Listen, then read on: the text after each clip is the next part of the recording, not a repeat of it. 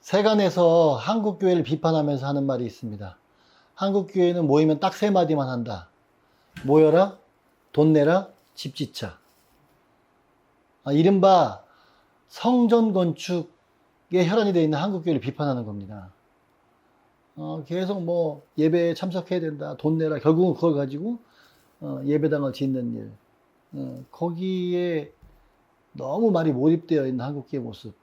저는 뭐 이 비판이 정당하다고 생각합니다. 그 교회든 어느 교회든 사실은 성전 건축을 위한 건축 헌금 없는 교회가 없죠. 근데 이거 저는 굉장히 문제라고 생각합니다. 건물 짓는데 그 돈을 드리고 건물 짓기 위해서 성도들에게 그렇게 헌금을 강요하는 것도 굉장히 문제고, 그 건물에다가 성전이라는 이름을 붙이는 것도 굉장히 심각한 문제입니다.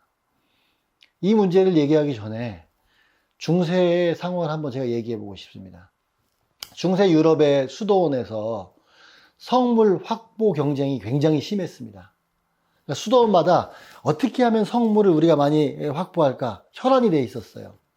성물이 뭐냐? 그야말로 성스러운 물건인데, 그 물건이 어떤 물건이 성스럽냐?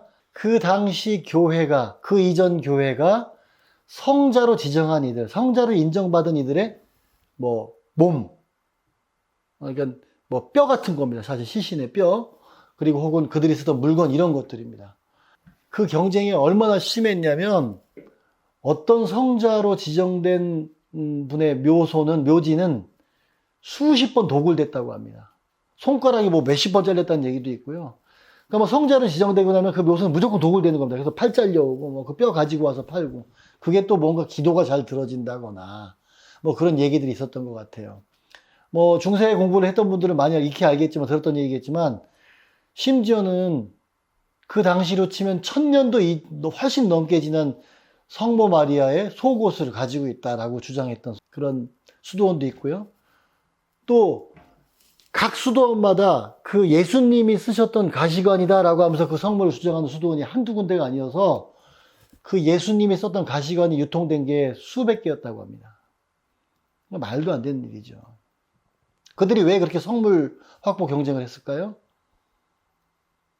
그 수도원에 많은 사람을 찾게 하기 위해서. 예전에는 그 수도원에서 시장이 많이 열렸다고 합니다. 거기서 그 성물도 많이 유통이 많이 됐고, 시장이 열리고 사람들이 많이 찾으면 수도원도 유명해지고 수도원의 그 수입도 많이 늘어나기 때문에 그 성물 확보 경쟁에 열을 냈던 겁니다. 자, 몇백 년 전 얘기입니다. 지금 들어보니까 어떠세요? 너무 말도 안 되죠. 미개한 행동입니다. 그런 것을 신앙의 이름으로 교회가 했다는 것 자체가 너무 황당한 일이죠. 그런데 지금 어떻습니까? 지금 우리가 성전 건축하면서 성전이라고 얘기하는 것이, 거리를 두고 객관적으로 바라보면 이게 얼마나 비성경적인지 알 수 있습니다. 그 당시에, 그 중세 당시에 성물 경쟁을 했던 거하고 성전 건축이 혈안이 되어 있는 거하고 저는 크게 다르지 않고 오히려 이게 더 나쁘다고 생각합니다. 아까 말씀드렸죠. 지금 이 시대에 있어서 가장 중요한 가치가 뭔가요? 부동산이죠. 물적 가치. 그러니까 그 성도들에게 헌금을 강요해서 얻어가지고 땅 사고 건물 짓는 겁니다. 거기에 혈안이 되어 있어요. 오히려 저는 종교개혁 당시에 성당을 짓기 위해서, 베드로 성당을 짓기 위해서 면죄부를 팔았던 그 교회보다 더 의도가 악하다고 생각합니다. 그 부동산을 확보하기 위해서 막 헌금을 강요하고 그걸로 거기에 무슨 교회가 에너지를 다 쏟고 있는 거 굉장히 심각한 문제입니다.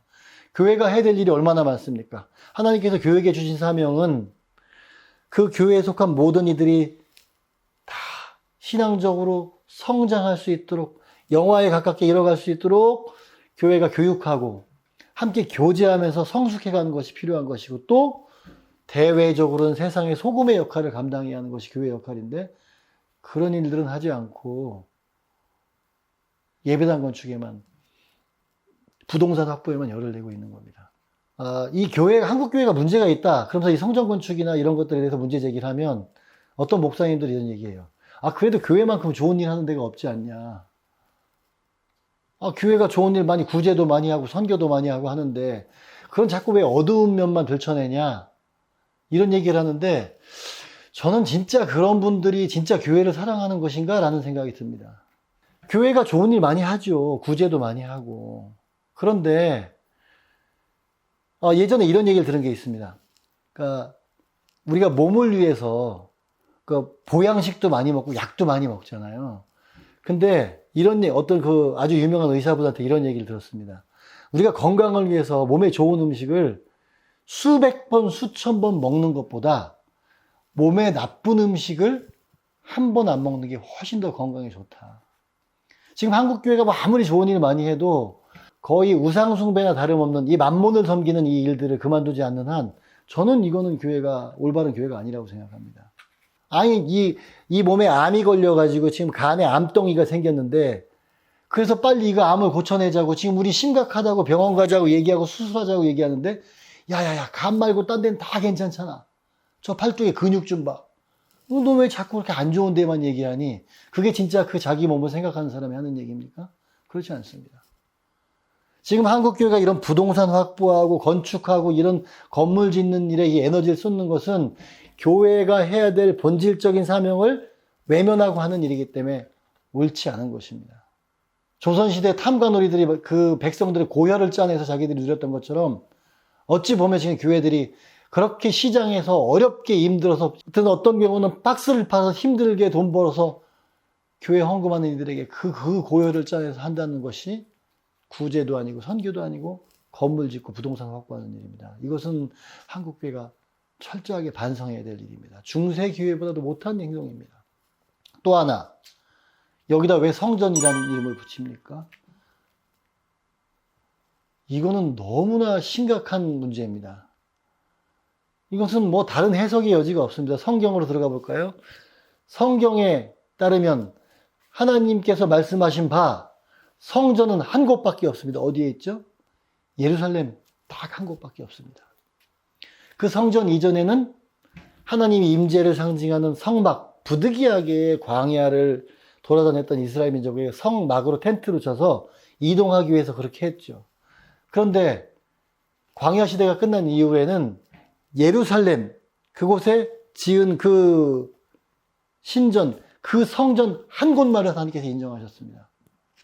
설사 하나님께 여호와께 제사를 드린다고 하면서 베델이든 어디든 거기다가 뭔가를 건물을 쳐놓고 제사 드리면 하나님께서는 그거 뭐라고 하셨냐면 우상숭배한다고 하셨습니다. 가증스러운 일이라고 하셨습니다.